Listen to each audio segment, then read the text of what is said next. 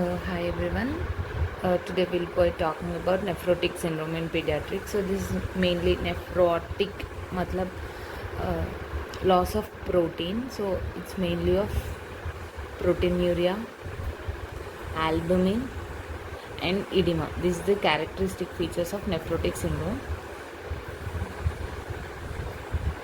So nephrotic matlab loss of protein, that is albumin, proteinuria, albuminuria, and edema, resulting in edema. So protein is great. We usually calculate 24-hour urine, which should be more than 50 mg per kg, or urine protein to urine creatine more than 2. This should be first morning sample. Okay. And hypoalbuminemia, if the serum albumin is less than 25, this is hypoalbuminemia. Usually nephrotic syndrome is of two types, primary and secondary. If only kidney is involved, then it is primary, and if it is multi-system like HSP, henoxon purpura, lupus, diabetes, then it is secondary. Coming to the pathophysiology, this is the glomeruli, this is the Bowman's capsule, this is the glomeruli. When these are endothelial cells, and these are the podocytes. Podocytes are usually the foot-like processes.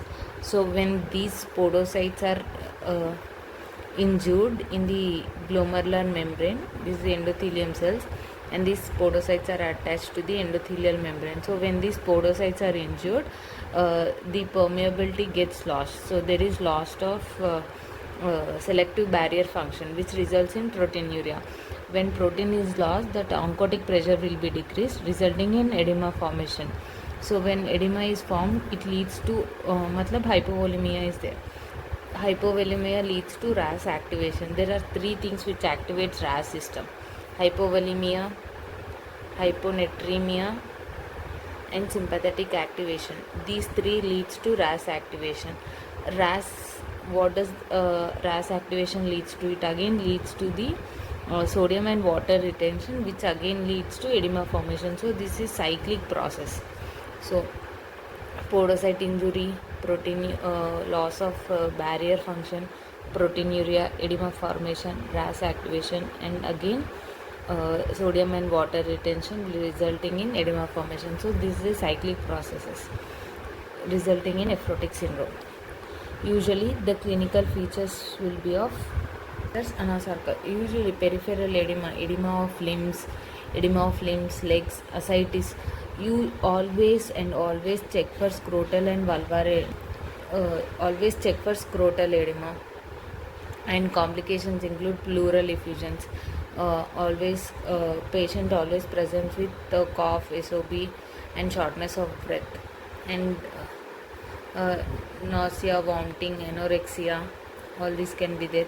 Bowel wall edema and fever. It can always be spontaneous bacterial peritonitis. Look for this. Volume and character of urine, like foamy, bloody, and tea-colored, cocoa-colored urine. It indicates nephritic syndrome. Okay, complications include infections and thrombotic infections. The most dangerous is pleural effusions. Always check patient for pleural effusions. On examination, edema will be more prominent in the morning, and it is most common in dependent areas. So always auscultate for pleural effusions and pulmonary edema. If guarding and rigidity is present, it signifies peritonitis is present. And if counts are increased, that is if counts are increased, it is due to spontaneous bacterial peritonitis. That are the findings. And always send CUE, CBC for proteinuria, hypoalbuminemia, hyperlipidemia, and primary, and to differentiate primary from secondary, complement levels, ANCA, and all this imaging. So coming to the treatment,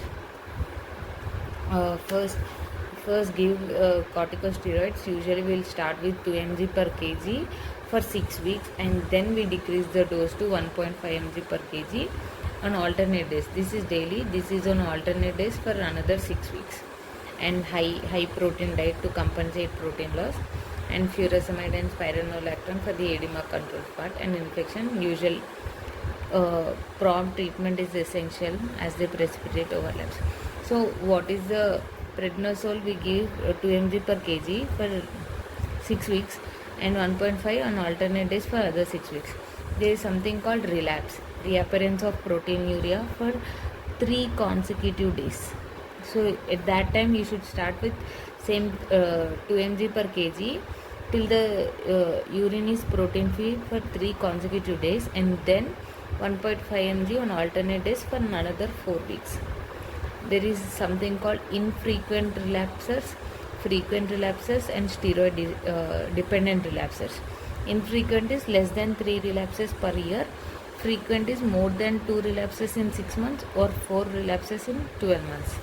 And steroid dependent relapses are relapse during tapering or within 14 days. If they stop steroids, they again there is relapse.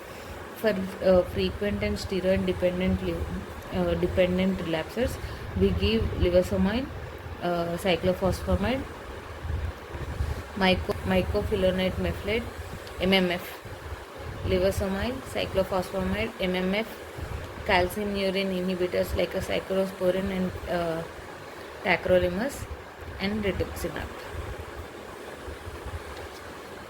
And there is something called as steroid resistant nephrotic syndrome, where no remission even after 4 weeks of daily prednisone treatment. Thank you.